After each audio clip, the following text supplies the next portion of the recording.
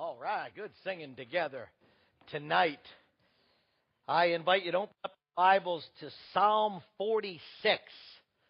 Psalm 46. And as we do, we're remembering that these are indeed, we're calling this life lessons. And it's two words for obviously a reason. One, the fact is, it is about real life conditions that we experience, right? And so we've talked a little bit here about misunderstandings and anger, and we've got numerous other things to go through. But they're real life conditions, so we experience them to different intensities, right? Whether you are an intense person or not. I think I've shared with you before, and I always want to make sure I address that. So obviously, my personality style is going to influence how I present things, but my personality style is not the God-ordained way every personality should be. We're different, right? And I've shared with you just in our own household, raised by the exact same parents, 2 years apart, me and my brother Tom, how differently we would watch a football game. Both passionate Eagles fans, but our passion was seen differently. Mine was, yeah, yeah. His was touchdown. Mine was, you stink. I hate the Eagles. His was, they're not playing very good, right? It was just, it was the same game and maybe the same thing, but it came out in different ways. But so we experience life conditions. But then we're calling it life lessons because we obviously don't want to just say, yeah, we do. And you know what? Misunderstandings are terrible. They stink. Anger's rotten and lousy. They're lessons. We want to grow from them, as we set out in the very beginning. Sometimes growth is measured in tiny increments. And sometimes it is just impossible almost to miss, right? It is intense growth. My nephew, Dylan, whether or not it's related, he's experiencing, well, he has arthritis, and we're praying for him as he's been battling just some of the symptoms of it as a sophomore in high school and the discouragement with it. But he grew 8 inches in about a year and a half. I mean, his growth was the growth that he went through. You know, he rocketed to being the tallest person, I think, in the McDonald family. Like he shot above all the other grandkids, and I think above Leo. He just tremendous growth in a short period of time. One of the life conditions that I think provides us with an opportunity of intense growth is stress. It's stress. It's when that comes upon us. Some of the other areas of growth may be a little more, almost saying to one another, "Do you think I'm growing?"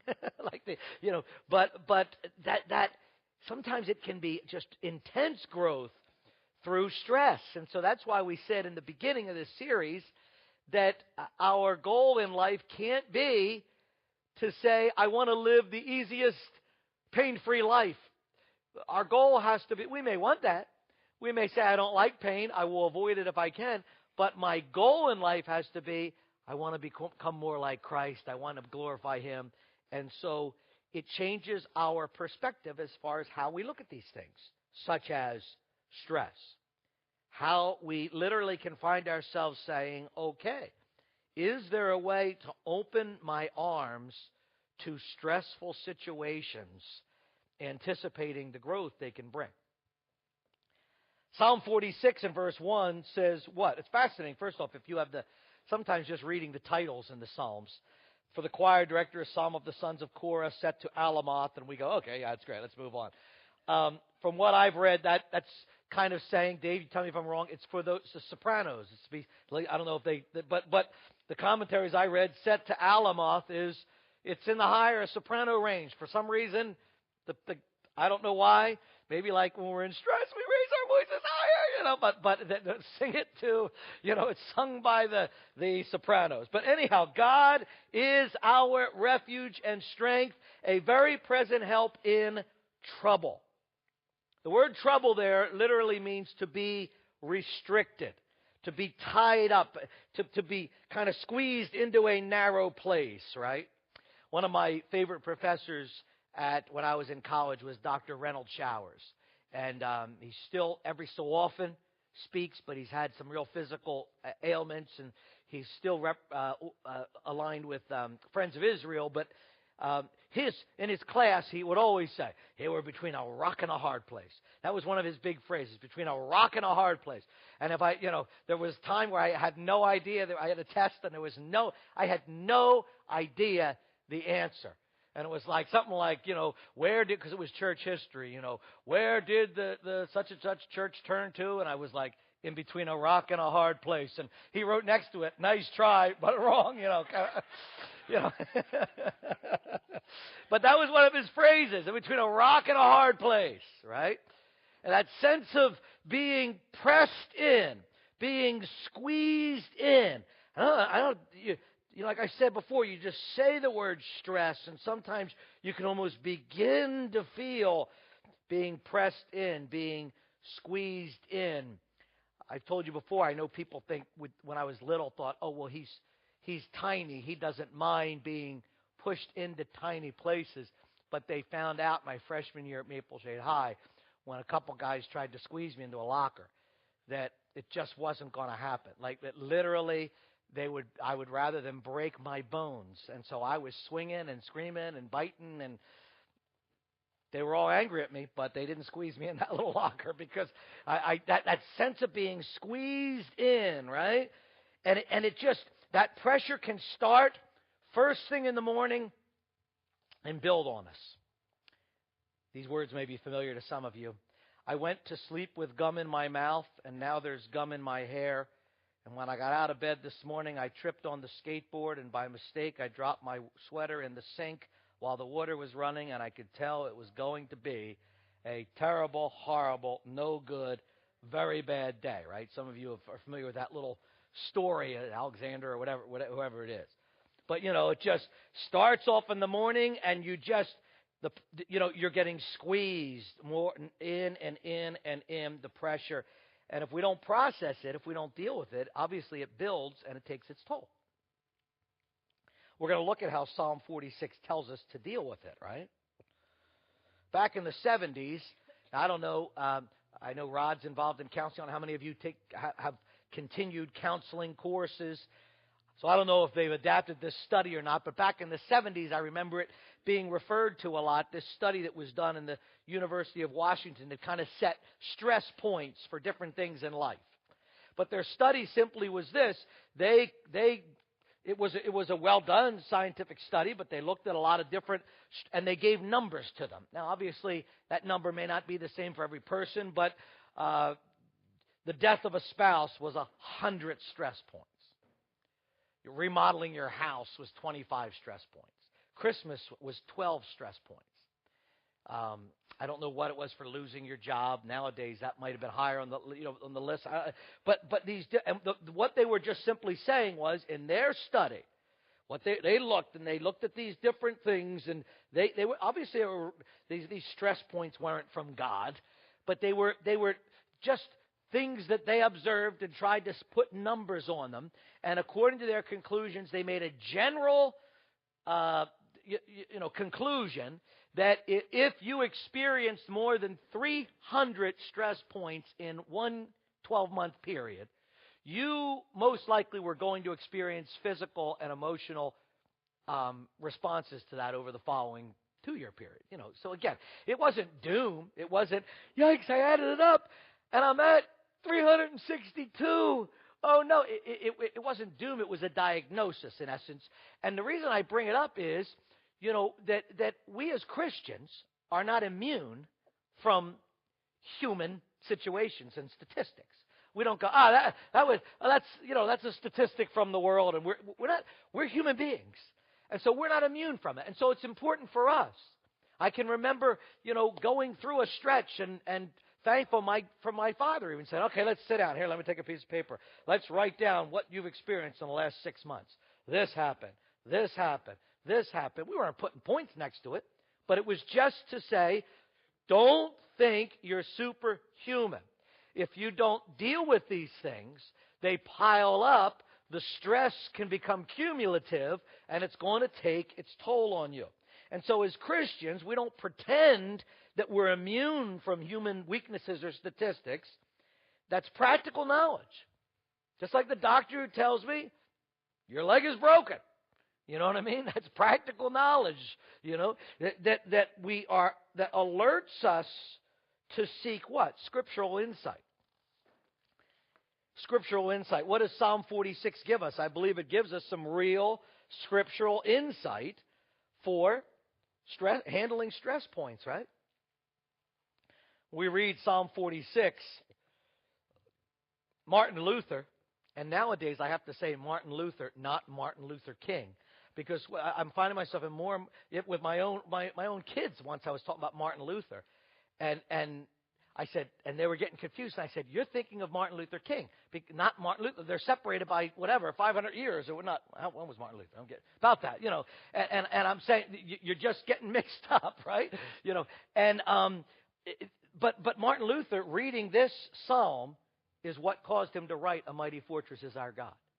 Reading this psalm, contemplating it, not this psalm alone, but looking it over, thinking about it.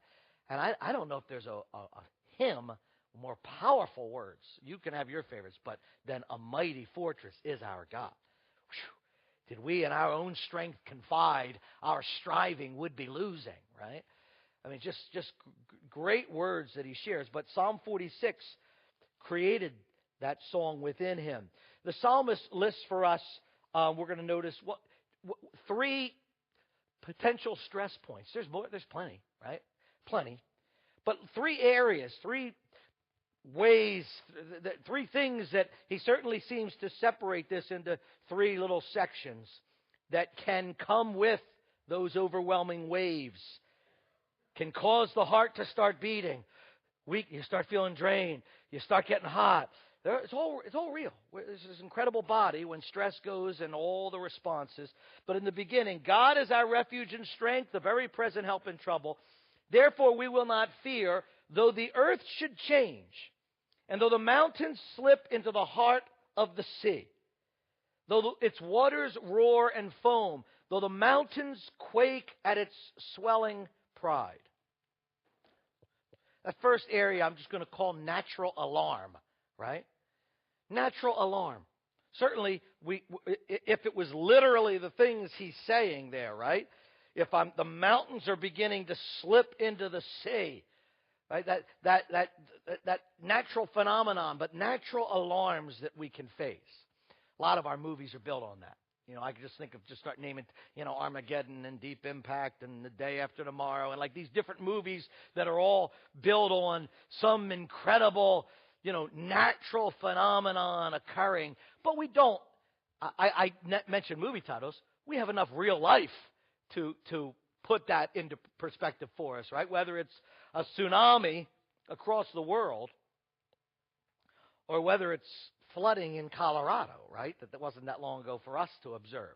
And to see the horror on faces, sometimes of somebody who's standing on the roof of their house and we get a glimpse of it, or just that incredible surge of stress and certainly fear. I know we're going to be talking about fear another time, and there is no, where's the fine line in between, right?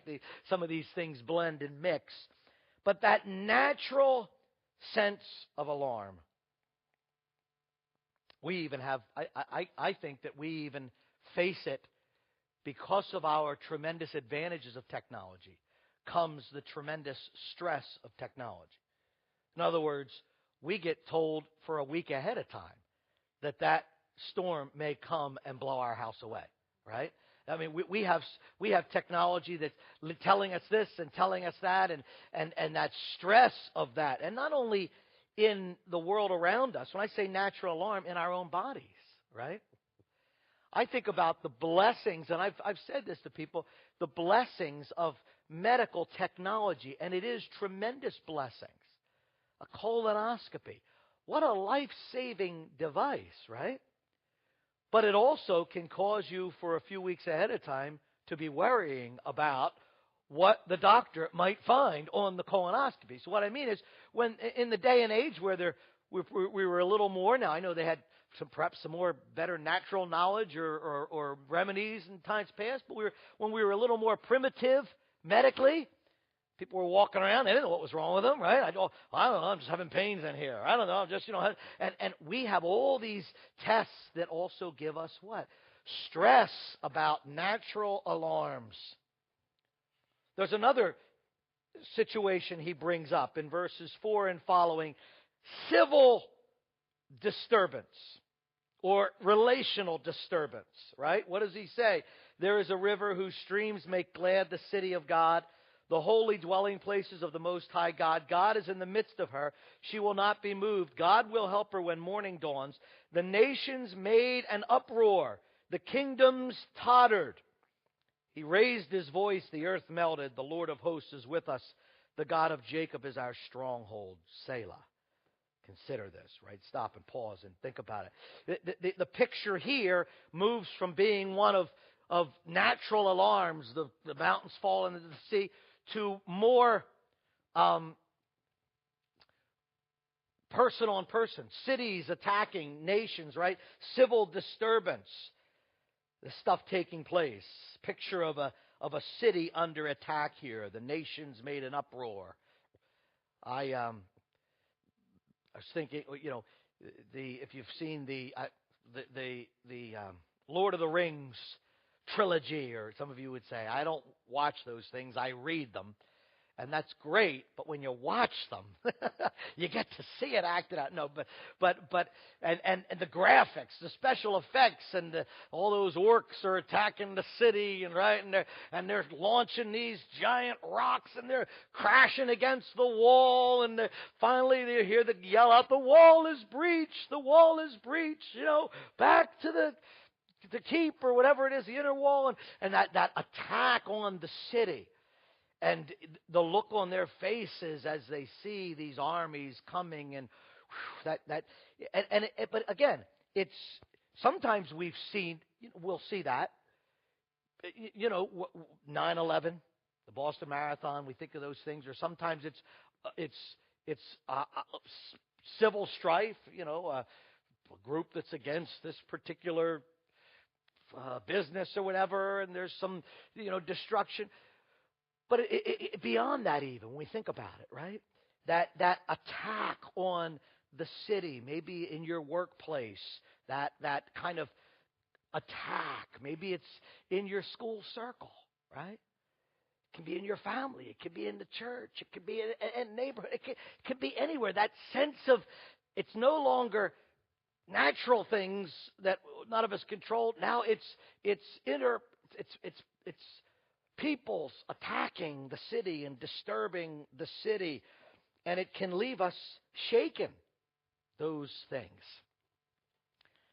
Elvis Presley sang "I'm All Shook Up," right? And we laugh. Elvis Presley, "I'm all shook up," and kind of his signature song, a fun song. But he was all shook up. And it's fascinating. Here's a guy at his funeral. Let me make sure I have the statistic right. At his funeral, there were 5 tons of flowers. 5 tons of flowers were brought there, I guess, at his funeral from different people. All, people lining up, driving across the country to go to his funeral. And yet a week before he died, Elvis was quoted as saying to some of those closest to him that I would pay $1 million for 1 week of peace in life. Just that shook up from a lot of it was situations going on in his life, right? And he said, nowadays $1 million, when we have athletes that are making $100 million, or Hollywood people that are making, $30 million on one movie. But I mean, we're going back, right? But he said, I would give $1 million for 1 week of peace in my life. He was all shook up, and these things can cause that. So he gives that the natural alarms, the kind of civil disturbance. And the third picture is interesting because I read different commentaries, and some people see it would see it as a third picture. Others kind of just see it as a conclusion. But when we read there in verse 8, come behold the works of the Lord who has wrought desolations in the earth. He makes wars to cease to the ends of the earth. He breaks the bow and cuts the spear in two. He burns the chariots with fire. In other words, this is kind of post-battle situation, right? That post-battle fatigue or discouragement that we can face. He's ended the war, and yet when it's all done, he's still saying what? Cease striving, verse 10, and know that I am God. I will be exalted among the nations. I will be exalted in the earth. The Lord of hosts is with us. The God of Jacob is our stronghold. Selah. Consider this. Pause. Think about it. Dwell on it, right? Those times in our life, I know I can taste them. And where boy, they're kind of like those Elijah times, right? We picture, we see Elijah there, and we may be tempted to say at first, how could he have that battle and all that incredible victory? Look what God did. Wow. I mean, his offerings burned up after they poured water all over it. Nothing's with the other one.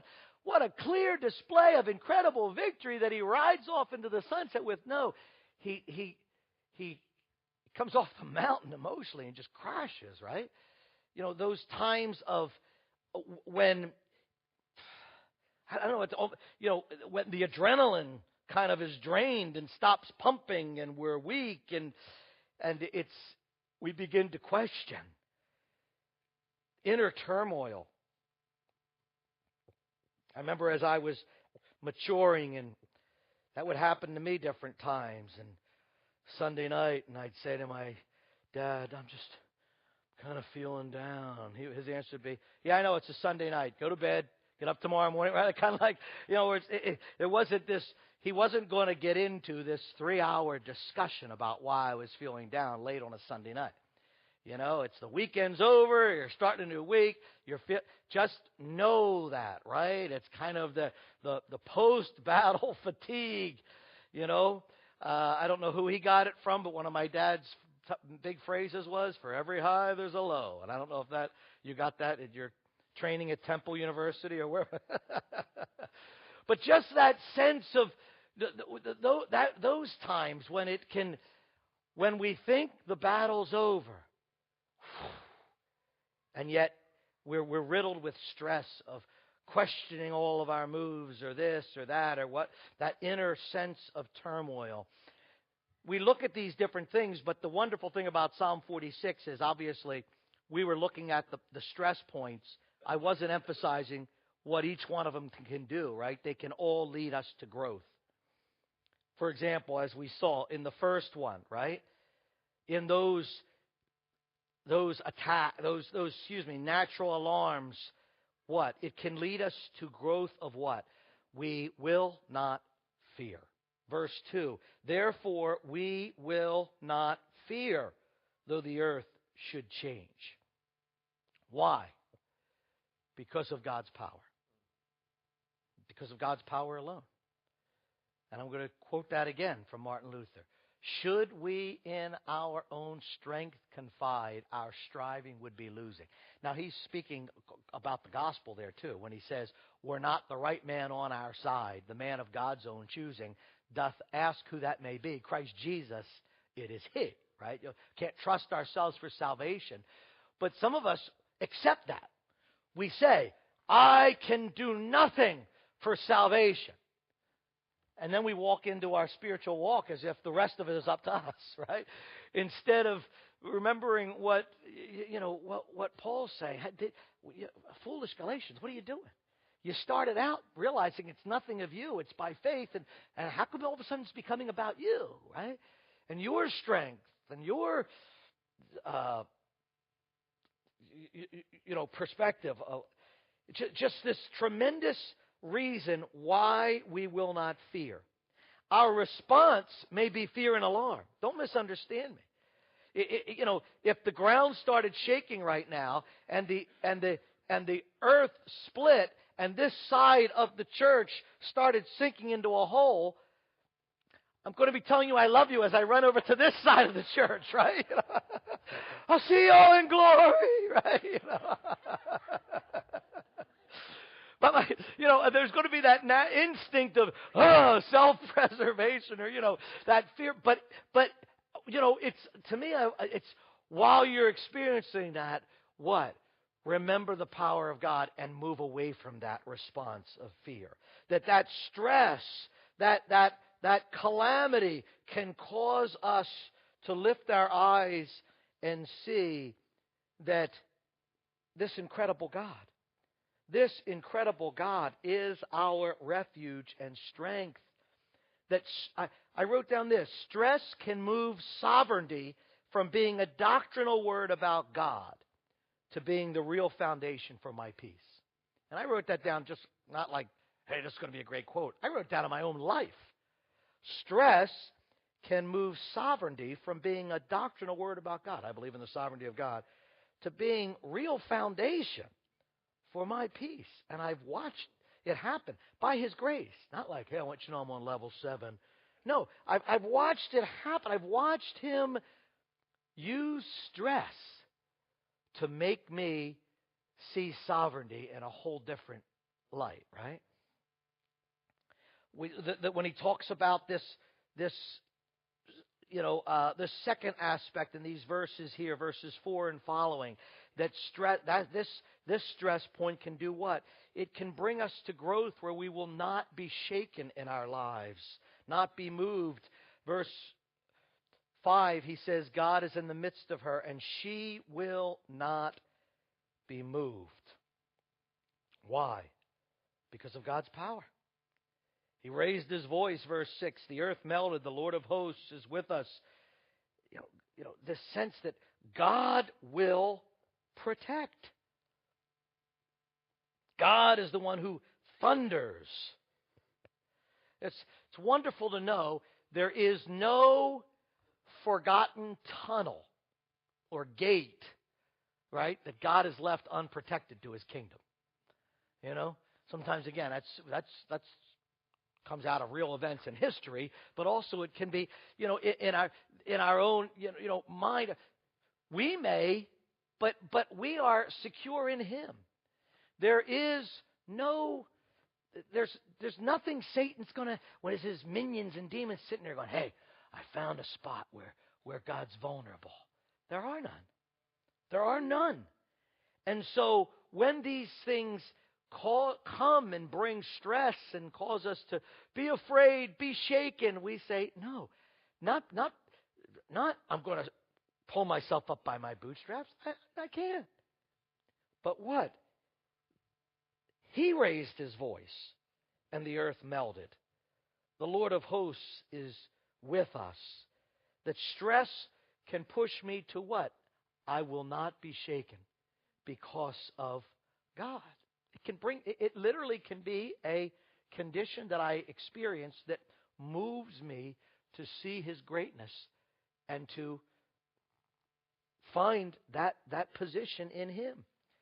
And then, of course, that we won't also what? We're going to stop our own striving, right? He tells us that. He commands that.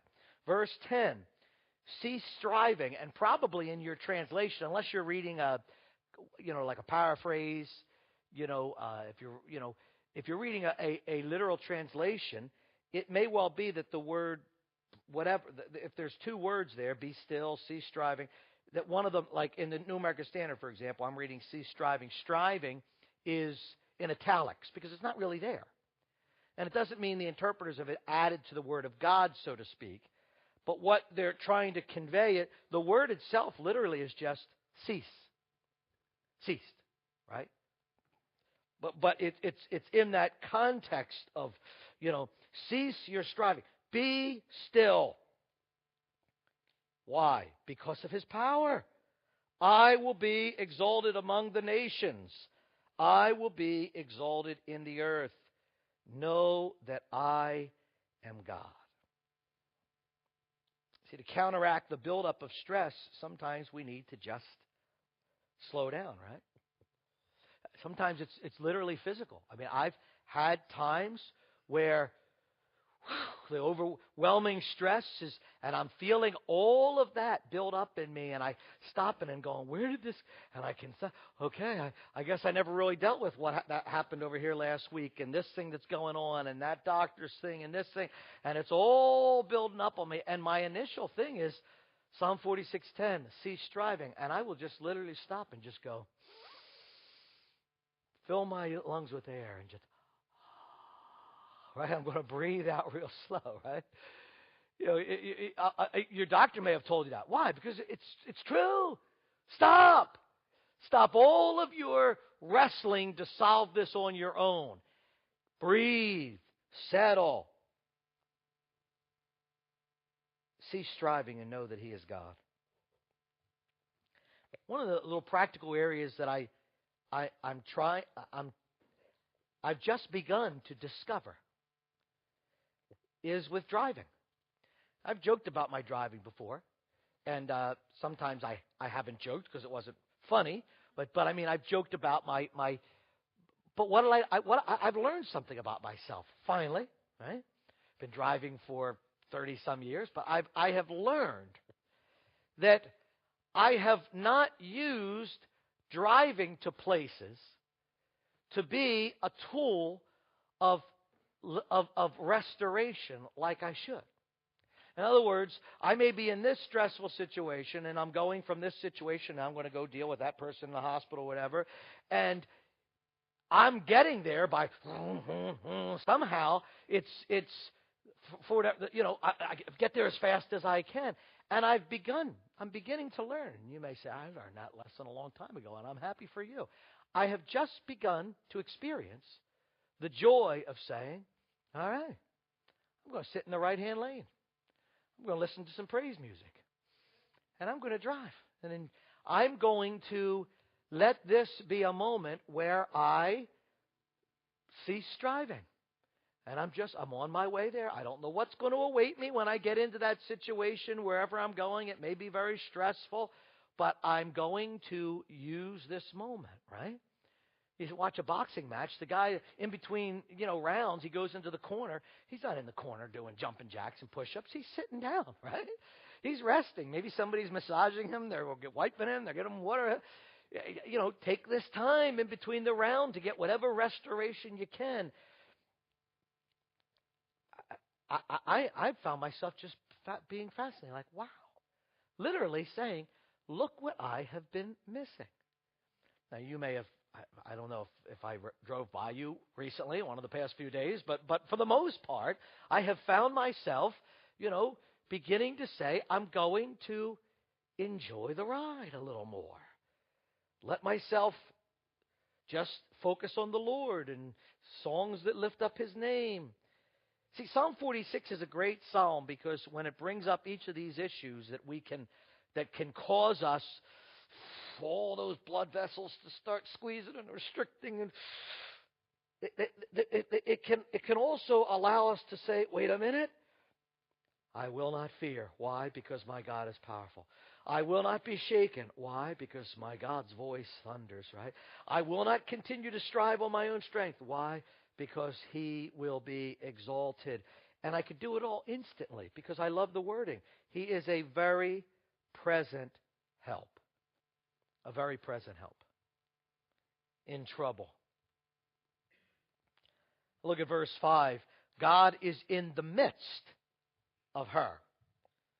He's in the midst. Verse 7. The Lord of hosts is with us.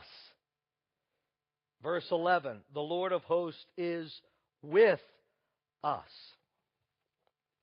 See, it's this wonderful message of stress causing us to become more and more aware of God's presence. And that's kind of a reflection I was taking on it today. I don't know if you came tonight thinking, I thought you were going to give us the 7 keys to never experience stress. I don't know the 7 keys to never experience stress, other than, somebody hit you over the head with a big heavy hammer, and every time you wake up, they do it again. That's only going to last so long, right? But what I mean is that the fact is we're going to experience what my focus was on is this. I'll say this the right way. I don't want a stressless life. We'll experience all the joyous things of heaven, excitement. Heaven's not just, right? It's a lot of excitement and thrill and all. But I don't want a stressless life. I want to open my arms to the stressful things in life that cause me to say, my God is a present help. To allow those things to make me see that more and more and more. My God is a present help. My God is a present help. It can point us to that. I like a quote that Chuck Swindoll shares. One of the things that attracted me, Chuck Swindoll wasn't the greatest teacher that I had ever heard, you know what I mean? Like there are some guys who are just so gifted at, just pulling out just so much and lining it up perfect for you. And one of the things that attracted me to Chuck Swindoll's preaching when I was in Bible college was his transparency. It was that he didn't mind telling you about the times that he was selfish and the times that, But he shares this story about when his kids were little and he and his wife didn't listen to the weather reports and went somewhere, and they came out and the snow had the car buried, and you could see the fear on his kids' faces, and they're starting to get nervous. Daddy, are we going to be okay? Mommy, are we going to be okay? And all that kind of like, and he said, and he was trying not to show it himself and cleaning off the car, and he says this, finally we got the door open and the kids tucked in the back seat. One of them looked at me and said, "We love you, Daddy." And then, "We love you, Mommy. Thanks." He says, that's all I needed. I felt like $1 million when I heard that. Just, "Daddy, I love you." As we drove off, those words warmed me within. And that's what our Father asks. You can't carry yourself through the storms. It's too much for you. When will we come to the realization that the blizzards in our lives are allowed by God? That those threatening storms may be designed to slow us down, to make us climb up into His arms, to force us to depend on Him. Maybe it's time to say, Lord, I love you. Thank you for your strength. I will not be moved. I will stop running, stop striving. I will hold on to you. Thank you that I can't even see the distance or the goal. I admit my weakness, and I need your strength. And I think that's a product that stress, when it's handled as a life lesson, can produce in us. And on the other end of it, we would say, thank you, Lord. Let's pray. Lord God, I do thank you for the way you use these situations in our lives to bring growth. And Lord, that's what we ask you to give us the grace to surrender to. That we give up a life of ease as the goal. That though we like pleasure, though we like stress-free situations, that we give that up. We surrender that as our goal, Lord. And instead, our goal is that you make us need you more. You make us more like Jesus. And so with that, we open our arms and ask you to give us the growth that you have for us.